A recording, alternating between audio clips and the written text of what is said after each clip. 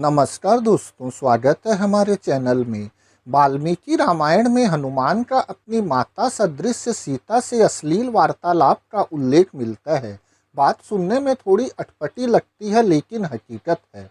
हनुमान जब सीता की तलाश में रावण की अशोक वाटिका में पहुंचते हैं तो सीता उन्हें वहां मिलती है, लेकिन रावण की कैद में। सीता के सम्मुख हनुमान के पहुंचने पर वह हनुमान पर संदेह करती है कि क्या पता यह भी रावण की माया हो, रावण ही भेष बदलकर आया हो।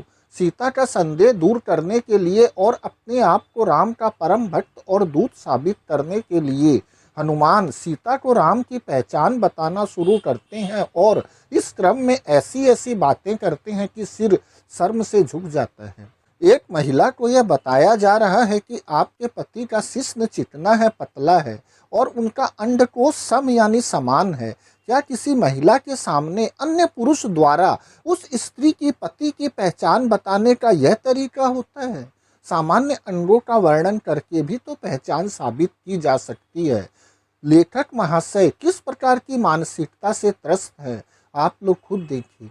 वाल्मीकि रामायण का यह श्लोक देखिए। उनके 3 अंग यानी राम के 3 अंग वक्षस्थल, कलाई और मुट्ठी स्थिर और सुदृढ़ हैं। भौवें, भुजाएं और मेड़ ये 3 अंग लंबे हैं।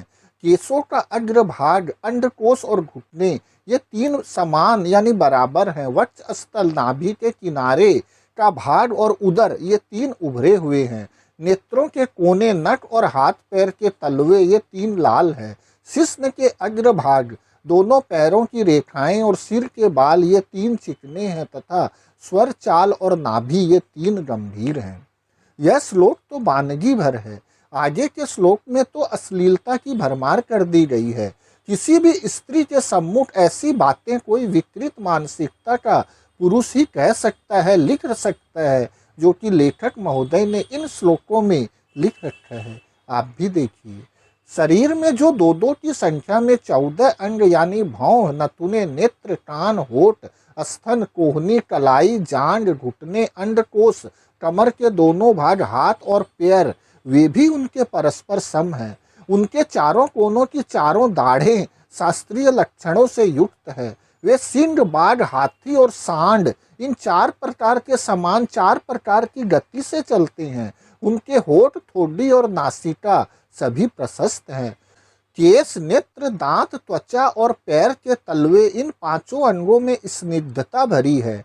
दोनों भुजाएं, दोनों जांघें, दोनों पिंडलियां, हाथ और पैरों की अंगुलियां ये 8 अंग उत्तम लक्षणों से संपन्न हैं।